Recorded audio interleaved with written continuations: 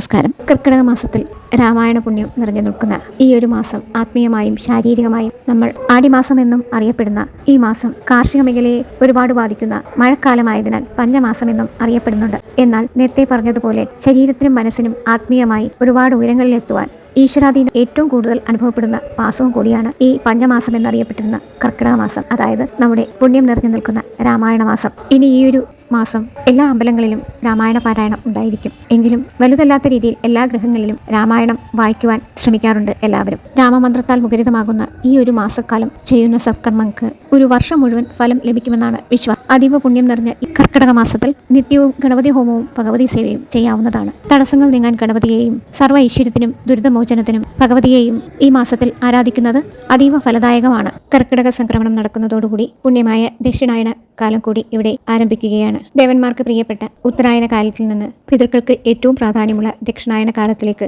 മാറുന്നതോടുകൂടി പിതൃകർമ്മങ്ങൾക്ക് ഏറ്റവും സവിശേഷമായ ഒരു മാസമാണ് ഈ കർക്കിടക മാസം. രാമായണത്തിൽ രാമനോളം മുഖ്യ പ്രാധാന്യമുള്ള ദേവനാണ് ആഞ്ജനേയ സ്വാമി.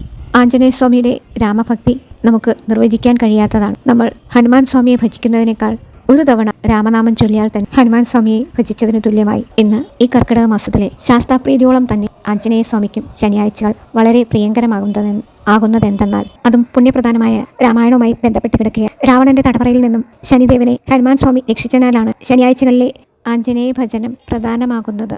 മകന്റെ ജന്മജാതകം കൊണ്ട് തന്നെ ശ്രേഷ്ഠമാകാൻ രാവണൻ ബലം പ്രയോഗിച്ച് നവഗ്രഹങ്ങളെയും രാശിചക്രത്തിൽ ഉച്ചവും ബലവുമുള്ള സുസ്ഥാനങ്ങളിൽ പിടിച്ചു നിർത്തി. എന്നാൽ ശനിദേവൻ രാവണന്റെ മകൻ മേഘനാഥന്റെ ജനന സമയം തുലാം രാശിയിൽ നിന്ന് ഒന്നു മാറിക്കളഞ്ഞു. ഇതിൽ രോക്ഷം പൂണ്ട രാവണൻ ശനിദേവനെ ഇരുട്ടറയിൽ ആക്കുകയായിരുന്നു. രാമദൂതുമായി ഹനുമാൻ സ്വാമി സീതാന്വേഷണത്തിനായി രാവണന്റെ ലങ്കയിലെത്തിയ ആഞ്ജനേയ സ്വാമി യാദൃച്ഛികമായി തടവരയിൽ കഴിയുന്ന ശനിദേവന്റെ രോദനം കേൾക്കുവാനിടയുണ്ടായി. സൂര്യദേവന്റെ പ്രിയ ശിഷ്യനും ബലവാനും ബുദ്ധിമാനുമായ വായുദേവൻ തന്റെ ഗുരുപുത്രനെ തടവറയിൽ നിന്ന് മോചിപ്പിക്കുകയും അതിന്റെ നന്ദി സൂചകമായി ശനിദേവൻ ഹനുമാൻ സ്വാമിക്ക് ഒരു വരം നൽകുകയുമുണ്ടായി. ശനിയാഴ്ചകളിൽ ഹനുമാൻ സ്വാമിയെ ഭജിക്കുന്ന ഭക്തർക്ക് യാതൊരുവിധ ശനിദോഷങ്ങളിൽ നിന്നും എല്ലാവിധ ശനിദോഷങ്ങളിൽ നിന്നും മോചനം നൽകുമെന്ന് പറയുകയുണ്ടായി. അങ്ങനെ ശനിയാഴ്ച ദിവസങ്ങളിൽ ആഞ്ജനേയ സ്വാമിയെ ഭജിക്കുന്നവർക്ക് ഏഴരശനി, കണ്ടകശനി, അഷ്ടമശനി ശനിദോഷങ്ങളിൽ നിന്ന് മോചനം ലഭിക്കുന്നതാണ്.